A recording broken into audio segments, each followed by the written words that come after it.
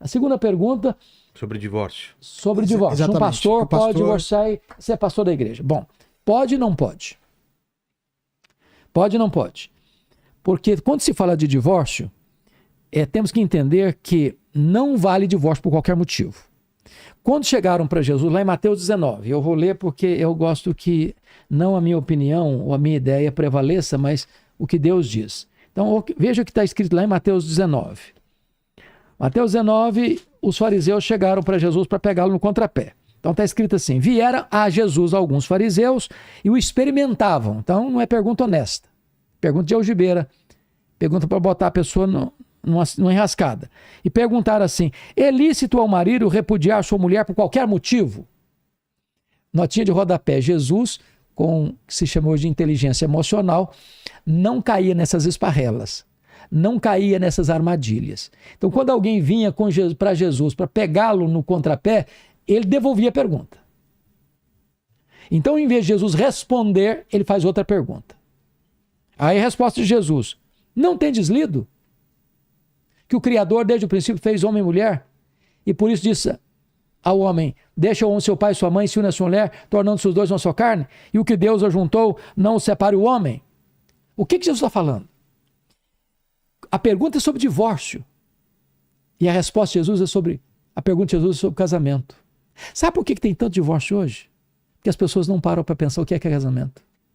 Se as pessoas parassem para refletir o que é casamento, teríamos menos divórcio. E o que é casamento? Jesus deixa claro aqui. Primeiro, casamento é heterossexual. Deixa o homem, seu pai e sua mãe, se une a sua mulher. Não é um homem com um homem, não é uma mulher com uma mulher. É um homem com uma mulher. Segundo, casamento é monogâmico. Deixa o homem, seu pai e sua mãe, se une à sua mulher, não às suas mulheres. Ou seja, tanto a poliandria, um homem, uma mulher ter mais de um homem, quanto a poliginia, um homem ter mais de uma mulher, está fora do padrão de Deus. Terceiro, o casamento é monogâmico. Os dois se tornam uma só carne. Ou seja, a relação sexual está aprovada por Deus. Quarto, o casamento é indissolúvel. O que Deus uniu, não separe o homem. Aí eles voltam com outra pergunta. Voltam com outra pergunta. Qual a outra pergunta deles? Versículo 7. Replicaram-lhe: por que então Moisés mandou dar carta de divórcio e repudiar? Bom, aí Jesus diz: olha, vocês não estão entendendo Moisés. Vocês não leram Moisés. Ou vocês interpretaram errado Moisés. Moisés nunca mandou dar carta de divórcio e repudiar. Por causa da dureza do vosso coração é que Moisés permitiu. Entretanto, não foi assim desde o princípio. Em outras palavras, Deus instituiu o casamento, mas Deus não instituiu o divórcio. Divórcio é um instituto humano.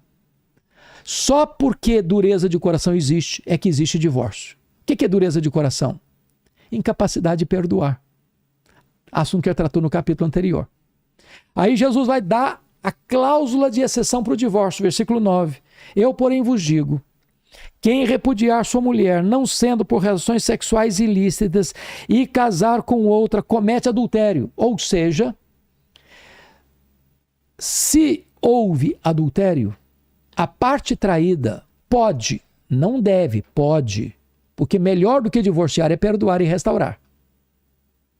Mas se houve infidelidade, a parte traída pode. E se há divórcio legítimo, então há novo casamento legítimo. Entendi. A segunda cláusula está lá em 1 Coríntios 7,15. Aí é Paulo que vai tratar do assunto. Eu vou ler aqui para vocês pegarem a ideia melhor. 1 Coríntios 7,15, Paulo diz assim, olha aí que coisa interessante. Ele diz assim, olha, mas se o descrente quiser apartar-se, que se aparte. Em tais casos não fica sujeito à servidão nem o irmão nem a irmã. Deus os tem chamado à paz. O ponto aqui é o seguinte, Vilela.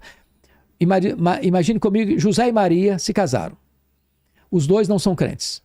No meio do caminho, da caminhada conjugal, a Maria se converte, o José não. Aí o José diz assim para Maria: ô Maria, eu não casei com você como crente. Ou você larga esse Deus, ou você larga esse Jesus, ou eu largo você. A Maria diz: eu não posso largar o meu Deus. Aí o José: então, estou indo embora. E vai embora do casamento, some, desaparece. A Maria foi o quê? Abandonada.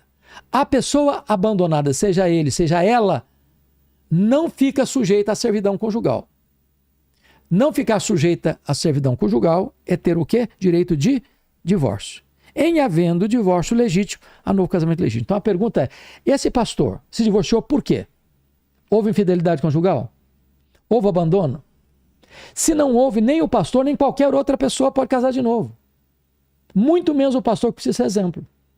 Agora, se houve infidelidade, é preciso examinar a questão se ele deveria ser pastor. Como exemplo. Agora, que ele pode, se houve infidelidade ou abandono, ele e qualquer outra pessoa pode divorciar e casar de novo. Agora, em não havendo essas duas cláusulas receptivas, não tem esse direito, nem o pastor, nem qualquer outra pessoa.